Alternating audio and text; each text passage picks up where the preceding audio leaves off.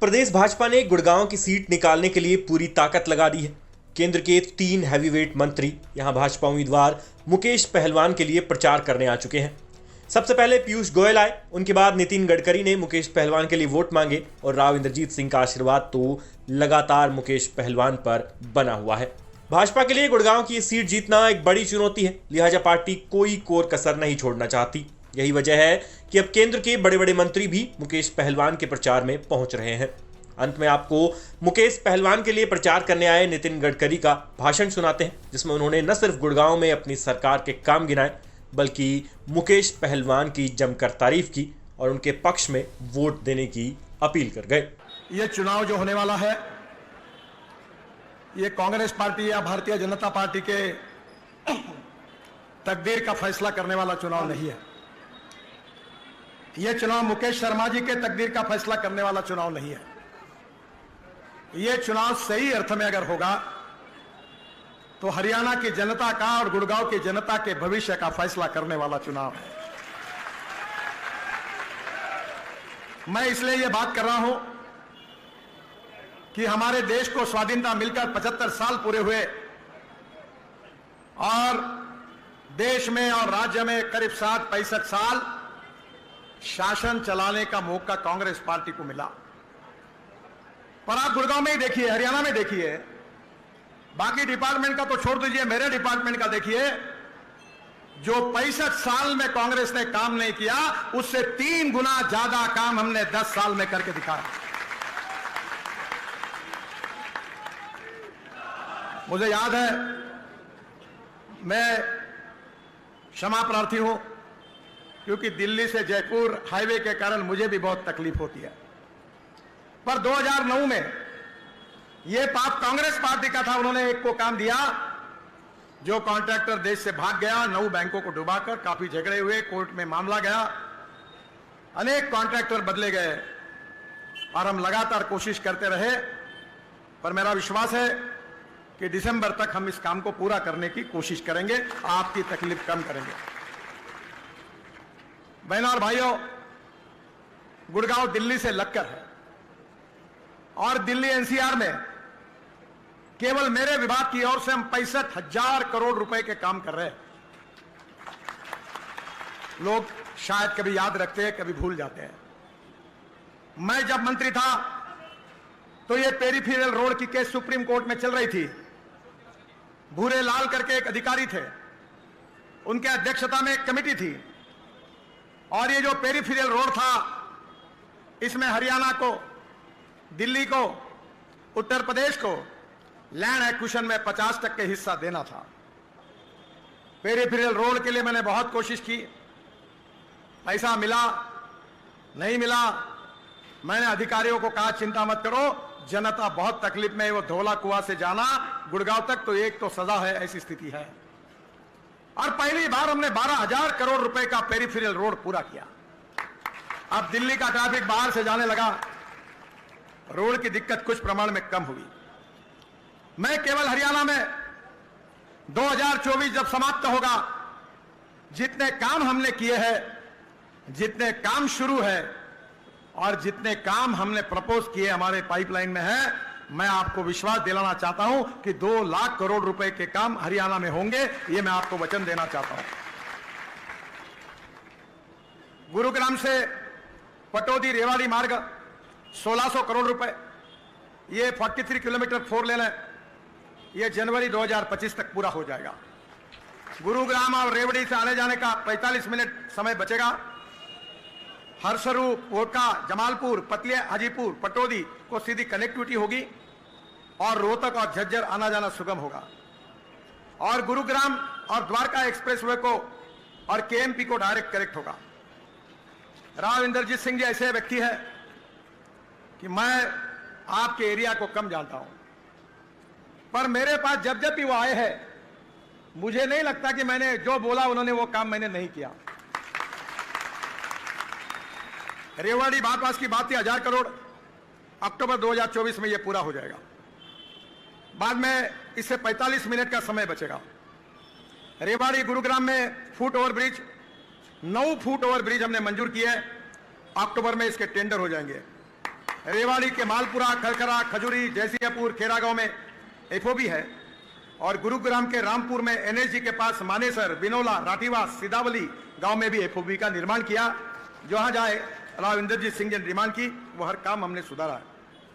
जो एक्सीडेंट हो रहे थे, ब्लैक स्पॉट, उसके लिए 4 flyover Pachgaon, Rathiwas, hero company, Salawas, इसे हमने मंजूर कर दिया है।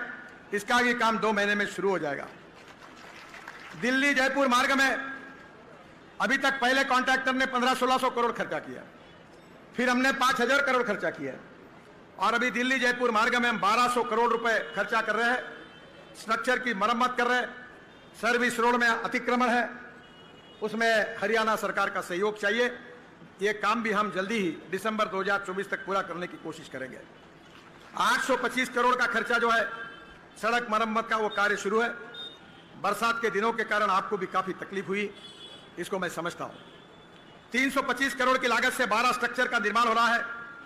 बिलासपुर, बावल, बानसूर मोड़, मानेसर, जगुआस चौक, शाहपुरा, तिराहा में फ्लाईओवर बन रहे हैं। दहमी में एक वीयूपी तथा 5 मेजर ब्रिज का निर्माण होगा और रेवाड़ी और बावल की ट्रैफिक समस्या हल होगी।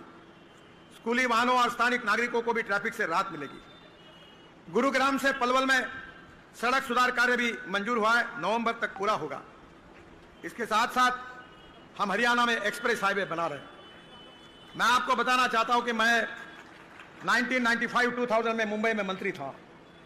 तब मैंने 55 उड्डान पुल बनाए मुंबई में और समुद्र में एक वर्ली बांद्रा सीफेस प्रोजेक्ट पे बहुत सुंदर प्रोजेक्ट बनाया और मुंबई और पुणे के बीच में देश का पहला एक्सप्रेस हाईवे का निर्माण किया।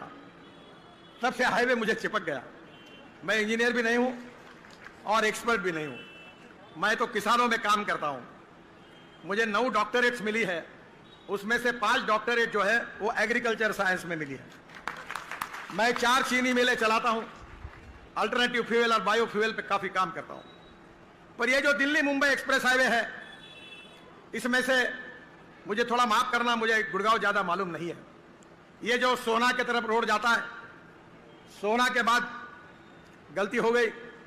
आजकल में तो नीचे में रोड, ऊपर में फ्लाईओवर, उसके ऊपर में फ्लाईओवर और उसके ऊपर में मेट्रो, 4 लेयर। पूना में 50,000 करोड़ के फ्लाईओवर बना रहा हूं, चेन्नई में बना रहा हूं और नागपुर में भी मैंने बनाया। नीचे में रोड, ऊपर में फ्लाईओवर, उसके ऊपर में मेट्रो। पर मुझे ये पहले ही मंजूर हो गया। जब मैं गया देखने के लिए तब मुझे लगा कि नहीं, इसको बड़ा करना चाहिए था। अभी जो बात आपने कही कि धौला कुआं से लेकर गुड़गांव आने तक काफी ट्रैफिक जाम होता है, पर अब द्वारका एक्सप्रेस हाईवे का निर्माण 29 किलोमीटर है और लेन वाइज अगर हिसाब करेंगे तो 572 किलोमीटर है। एक ब्रिज पर 4 फ्लाईओवर है ऊपर ऊपर। और इतना ही नहीं, तो जो रेलवे का आरओबी है उसके नीचे से हमने एक टनल बनाई है और वो टनल डायरेक्ट T3 जाएगी और T2 भी जाएगी। और मैं आपको बताना चाहता हूं, गुड़गांव से एयरपोर्ट जाना होगा तो आप 12 से 15 मिनट में पहुंच जाओगे। अगर आप पानीपत से पहुंचना चाहते हो तो UR2 बनाया 10,000 करोड़ का हमने, उसका भी अक्टूबर में उद्घाटन होगा और उस रोड से पानीपत से निकलकर हमारे द्वारका एक्सप्रेस हाईवे को कनेक्ट होके आप नीचे से टनल से T2 T3 पे जाएंगे केवल आधा घंटे में। अब दिल्ली का चक्कर मारने की जरूरत नहीं है। हमारे सरकार ने इस दिल्ली को बदल दिया है, गुड़गांव को भी बदल दिया है और काम करने की भी आवश्यकता है। दिल्ली से देहरादून 9 घंटे लगते थे, अब दिल्ली से देहरादून अगले जनवरी में 2 घंटे में होगा। हवाई जहाज बंद होंगे। दिल्ली से जयपुर 2 घंटे में हो जाएगा।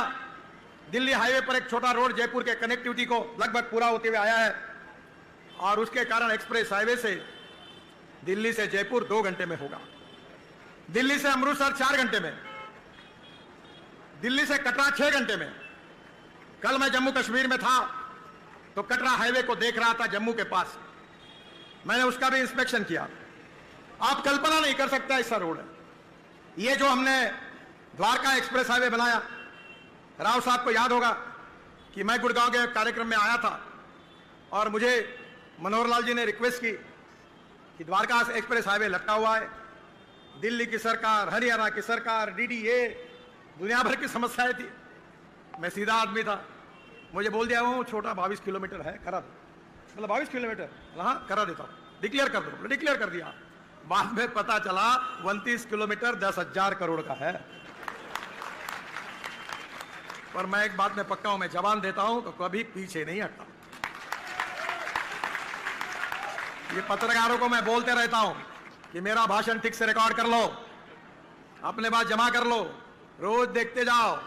अगर मैंने कुछ भाषण में घोषणा की होगी, काम नहीं किया होगा तो ब्रेकिंग न्यूज जरूर लगाओ।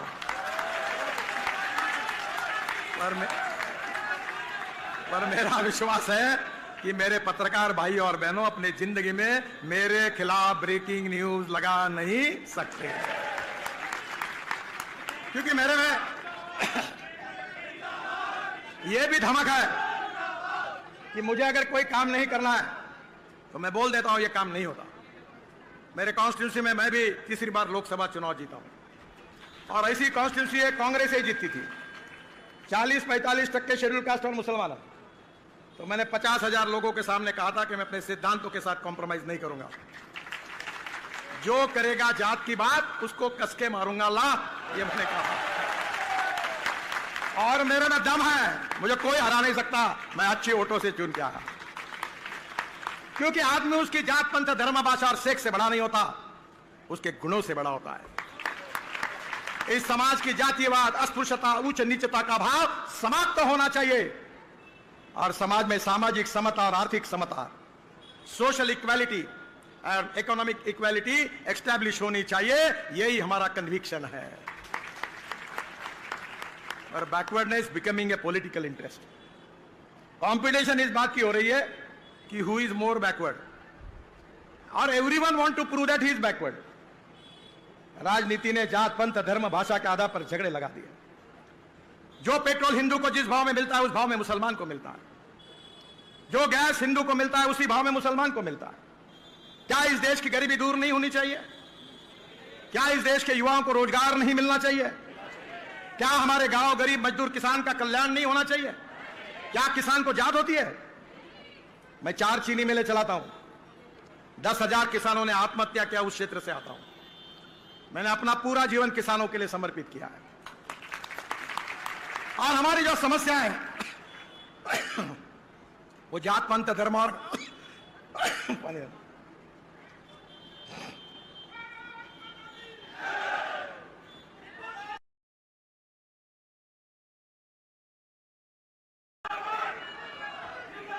हमारी जो समस्या है वो जात पंथ धर्म भाषा और सेक्स की नहीं है। मोदी जी ने नारा दिया था, सबका साथ, सबका विकास, सबका प्रयास और सबका विश्वास। हम इस देश को समृद्ध संपन्न बनाना चाहते हैं। हम इस देश के गांव गरीब मजदूर किसान का कल्याण करना चाहते हैं। हम इस देश में ऐसी आर्थिक व्यवस्था को निर्माण करना चाहते हैं जो रोजगार को निर्माण करे। प्रधानमंत्री जी ने कहा है कि हम $5 ट्रिलियन की इकोनॉमी बने, हम विश्व गुरु बने, हम दुनिया की 3रे नंबर की आर्थिक व्यवस्था बने।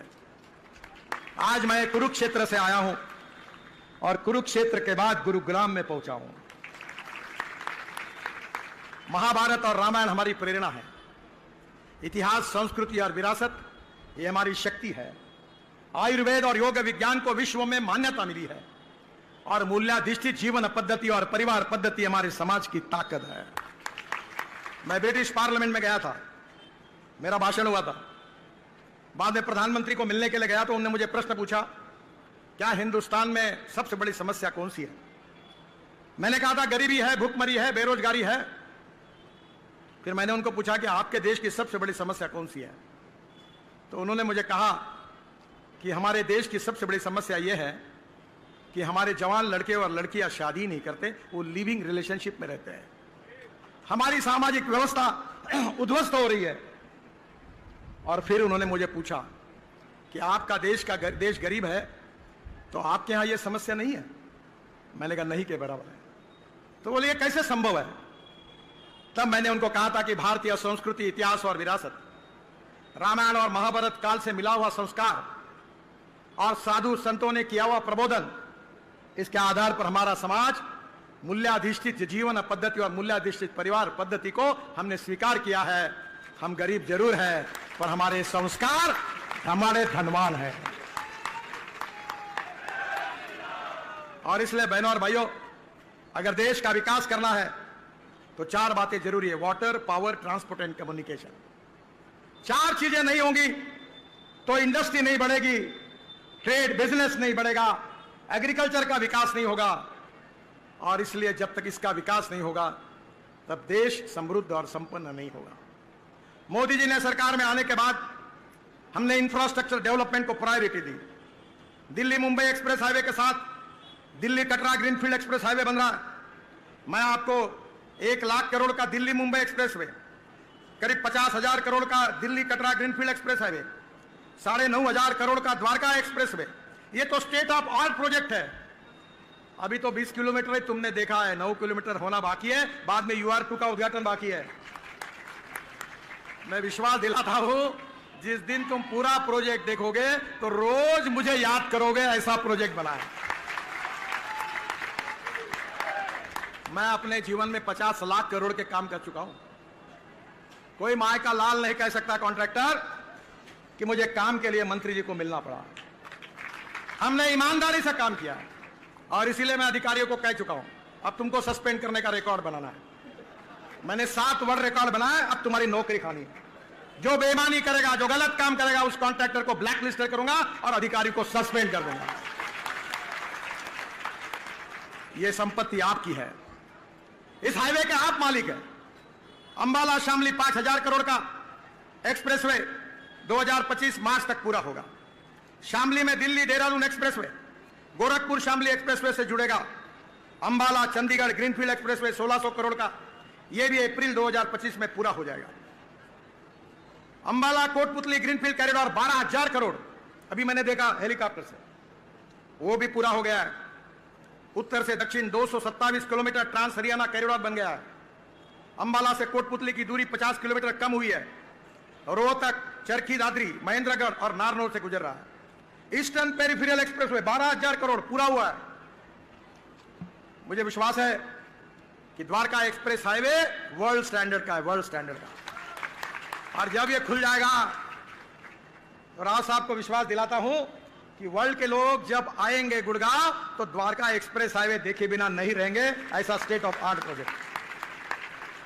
दिल्ली मुंबई हाईवे में हमने नीचे में टनल बनाई और ऊपर में फॉरेस्ट है। मैं जब गया था तो एक कार्टून बना था, एक लड़का अपनी माँ को कह रहा था गाड़ी में बैठकर हाईवे में, माँ देखो ऊपर में टाइगर बैठा हुआ है। हमने इकोलॉजी और एनवायरनमेंट को भी प्रोटेक्ट किया है। ये जो DND से दिल्ली मुंबई एक्सप्रेसवे 7,000 करोड़ का, ये भी दिसंबर 2024 में पूरा हो जाएगा। ओखला पक्षी उद्यान में 6.8 किलोमीटर का एलिवेटेड रोड हम बना रहे हैं। दिल्ली के कालीन कुंज, ओखला, बदरपुर होकर सीधे फरीदाबाद की कनेक्टिविटी मिलेगी, इसका भी फायदा आपको मिलेगा। मैं UR2 जिसमें हमने गाजीपुर टेकरी का 40 लाख टन कचरा डाल दिया है। अभी मुझे बता रहे थे राव साहब कि गंदा पानी है, बोलो मेरे को टेक्नोलॉजी दो, मुझे कंसल्टेंट अपॉइंट करो महानगर पालिका में। मैं हमारे नागपुर कॉन्स्टिट्यूंसी का मेंबर हूं लोकसभा का, मैं टॉयलेट का पानी बेचने का काम करता हूं राव साहब, और टॉयलेट का पानी बेचकर 300 करोड़ रुपए साल का कमाता हूं, 300 करोड़। और ये अपना मथुरा में मैंने हाइब्रिड एन्युटी पे प्रोजेक्ट बनाया। इंडियन ऑयल के रिफाइनरी को पानी दे रहा हूं। पहले उनको 25 करोड़ यूपी सरकार को देना पड़ता था। त्रिवेणी इंजीनियरिंग कंपनी है, 40% भारत सरकार ने दिए, 60% कॉन्ट्रैक्टर ने लगाए। हाइब्रिड एन्युटी में प्रोजेक्ट पूरा हुआ और इंडियन ऑयल 20 करोड़ साल के दे रही है और प्रोजेक्ट पूरा हुआ। ये कचरे से मैं हाइड्रोजन बनाने की कंसल्टेंसी देता हूं। मैं आज आया नहीं, मैं हाइड्रोजन की गाड़ी लाता तो अच्छा होता। ये राइस, ब्रोकन राइस, मक्का, शुगर केन जूस, मोलाइसेस, बांबू, परली, इससे हम इथेनॉल बना रहे हैं। और मेरे पास टोयोटो की दुनिया की पहली गाड़ी है, राव साहब बैठे, उन्होंने देखी है। वो पहली गाड़ी है जो यूरो 6 के इमिशन नॉर्म्स को कंप्लाई करती है। 60% इथेनॉल पे चलती है, जो किसान तैयार करता है। बिजली तैयार करती है 40%, और उसका पेट्रोल के तुलना में एवरेज आता है 25 रुपए लीटर। हमने पानीपत में परली से बड़ा प्रोजेक्ट डाला हुआ है। परली से 1 लाख लीटर इथेनॉल तैयार होता है रोज। इतना ही नहीं तो 150 ton bio bitumen per day तैयार हो रहा है। हम 50 लाख टन बिटुमिन इंपोर्ट करते हैं। मैं किसान हूं और मेरी बात सुन लो, इसके बाद देश का बिटुमिन किसान तैयार करेगा। और वहां 88,000 टन हवाई ईंधन, bio aviation fuel, sustainable aviation fuel तैयार हो रही है। वो दिन दूर नहीं है कि दिल्ली की एयरपोर्ट से हमारे हवाई जहाज परली से तैयार हुआ हवाई ईंधन पर उड़ेंगे, प्रदूषण को कम करेंगे। और परली को आज ही 2,500 रुपए टन का भाव मिल रहा है, परली जलेगी नहीं और दिल्ली और गुड़गांव का प्रदूषण खत्म होगा। बहनों और भाइयों, जेवर एयरपोर्ट के लिए भी हम रोड बना रहे 3,000 करोड़ का। फरीदाबाद से द्वारका एक्सप्रेस होकर इंदिरा गांधी एयरपोर्ट की कनेक्टिविटी, डीएनडी सोना हाईवे, ईपीए और यमुना एक्सप्रेस पर 3 इंटरचेंज, ये रंगपुरी बाईपास 3,000 करोड़ का 5 किलोमीटर की टनल है उसमें। ये द्वारका एक्सप्रेस पर इंटरचेंज और शिव मूर्ति के पास 4 स्तरीय 4 लेयर का इंटरचेंज है जो इंदिरा गांधी एयरपोर्ट पे जा रहा है। हम नए भी काम की मैं घोषणा कर देता हूं जो मंजूर हो गए हैं। मंडी डबवाली से पानीपत तक ग्रीनफील्ड कॉरिडोर 14,000 करोड़, झज्जर चरखी दादरी 2,300 करोड़, उचाना नींद सचखड़ा सरसोद मुकलान बाईपास ये 1,800 करोड़। इसके साथ बहुत लंबी लिस्ट है, समय की कमी है। मैं आपको बताना चाहता हूं कि हरियाणा का इंफ्रास्ट्रक्चर 2000 हाईवे, नेशनल हाईवे का इंफ्रास्ट्रक्चर 2024 जब समाप्त होगा तो अमेरिका से भी अच्छा होगा। और एक बात मैं बताना चाहता हूं, मैं वाटर रिसोर्सेज मंत्री था तो उत्तराखंड और हिमाचल में प्रोजेक्ट अटके हुए थे जिसका पानी हरियाणा को मिलने वाला है। लखवाड़ बहुउद्देशीय योजना 6,000 करोड़, रेणुका जी बांध परियोजना 5,500 करोड़, किशाऊ बांध परियोजना 12,000 करोड़। तीनों परियोजनाओं से 2 लाख करोड़ लीटर पानी हरियाणा को मिलने वाला है और 1.5 लाख हेक्टेयर जमीन पानी के नीचे आने वाली है। पानी की कोई कमी नहीं है इस देश में। मुझे 5 डॉक्टरेट जो मिली है, डीलिट्स मिली है, वो पानी पे मिली है। दौड़ने वाले पानी को चलने के लिए लगाओ, चलने वाले पानी को रुकने के लिए लगाओ, रुके हुए पानी को जमीन को पीने के लिए लगाओ। गांव का पानी गांव में, खेत का पानी खेत में और घर का पानी घर में। आप जितना पानी खर्चा करते हो अपने घर में ही उतना झाड़ को, पेड़ को दीजिए और वाटर कंजर्वेशन करिए। आप बैंक में पैसा डिपॉजिट करते हो और केवल खर्चा करने का काम करोगे और पैसा डिपॉजिट नहीं करोगे तो क्या होगा? थोड़ा पैसा डिपॉजिट करेंगे तो बुढ़ापा अच्छा जाएगा ना। जरा पानी को डिपॉजिट करिए। बहन और भाइयों, देश की तस्वीर बदलनी चाहिए। हिंदुस्तान को दुनिया की महाशक्ति बनाना है, विश्व गुरु बनाना है। सारे जहां से अच्छा हिंदुस्तान हमारा, और ऐसा हिंदुस्तान बनाना है जो भय भूख आतंक और भ्रष्टाचार से मुक्त हो, जो गांव गरीब मजदूर किसान का कल्याण करने वाला हिंदुस्तान। यह हिंदुस्तान दुनिया की सबसे महत्वपूर्ण ताकतवान आर्थिक व्यवस्था को बनाना है। आपके ऑटोमोबाइल इंडस्ट्री है, इसका भी मंत्री मैं हूं। 10 साल पहले जब मैं मंत्री बना तो इंडस्ट्री का साइज 7 लाख करोड़ था। आज हमारा साइज 22 लाख करोड़ हुआ है। हम 4थे नंबर पे थे, अभी हम 3रे नंबर पर दुनिया में आए हैं। जापान को पीछे डालकर अब हमको 3रा नंबर मिला है। अमेरिका पहले नंबर पर है 78 लाख करोड़, चाइना दूसरे नंबर पर है 44 लाख करोड़ और भारत 3रे नंबर पर है 22 लाख करोड़। पर वो दिन अब दूर नहीं है कि 5 साल के अंदर हम नंबर 2 पर जाएंगे और अगले 5 साल के अंदर हम नंबर 1 पर जाएंगे।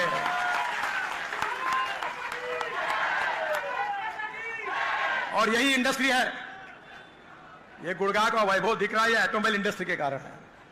4.5 करोड़ युवाओं को रोजगार मिला है। भारत सरकार और राज्य सरकार को सबसे ज्यादा जीएसटी मिलता है, सबसे ज्यादा एक्सपोर्ट होता है। और इसलिए बहनों और भाइयों, आने वाले समय में एक्सपोर्ट को बढ़ाना है, इंपोर्ट को कम करना है, इकोनॉमी को मजबूत बनाना है, युवाओं को रोजगार देना है और स्मार्ट शहर नहीं तो स्मार्ट विलेज बनाना है। यही हमारे विकसित भारत की संकल्पना है। प्रधानमंत्री जी के नेतृत्व में यही काम हमने किया। ये 10 साल में जो काम हुआ है वो तो ट्रेलर था, असली फिल्म शुरू होना वो तभी होगी जब आपका समर्थन मिलेगा। और इसीलिए मैं आपको कहने के लिए आया हूं कि हमारे शर्मा जी यहां के उम्मीदवार जो है पहलवान भी है। पहलवान का मतलब होता है कि जो दुर्जन है उनको अच्छी तरह ठोकना चाहिए आपने। क्योंकि गीता में भगवान ने कहा है और गीता का संदेश यही है कि जब जब दुर्जनों की शक्ति बढ़ती है तो सज्जनों की रक्षा करने के लिए मैं अवतार लेता हूं। परित्राणाय साधूनाम विनाशाय दुष्कृताम धर्म संस्थापनार्थाय संभवामि युगे युगे। तो शर्मा जी सज्जनों का रक्षण करिए और दुर्जन होंगे वो लातों के भूत बातों से नहीं बांधते। ये जनता आपको ताकत देगी, शक्ति देगी, गुड़गांव का विकास होगा। और गुड़गांव के विकास में उन्होंने अभी मांग की है मेरे पास कि धौला कुआं से लेकर गुड़गांव के आगे तक, अब तो बोलना उचित नहीं है क्योंकि चुनाव की आचार संहिता है, पर यह विषय की मुझे जानकारी है। मैं गुड़गांव और धौला कुआं से बीच में हवा में चलने वाली एक बस चलाने का भी प्रयास कर रहा हूं। ऊपर के ऊपर जाओगे आप, पर यह समस्या गंभीर है, मैं इसमें भी जरूर ध्यान दूंगा। यह विश्वास दिलाता हूं, आप शर्मा जी को विजयी बनाइए, यही अनुरोध करता हूं। मेरे साथ जोर से कहिए, भारत माता की, भारत माता की, भारत माता की, भारतीय जनता पार्टी, भारतीय जनता पार्टी, भारतीय जनता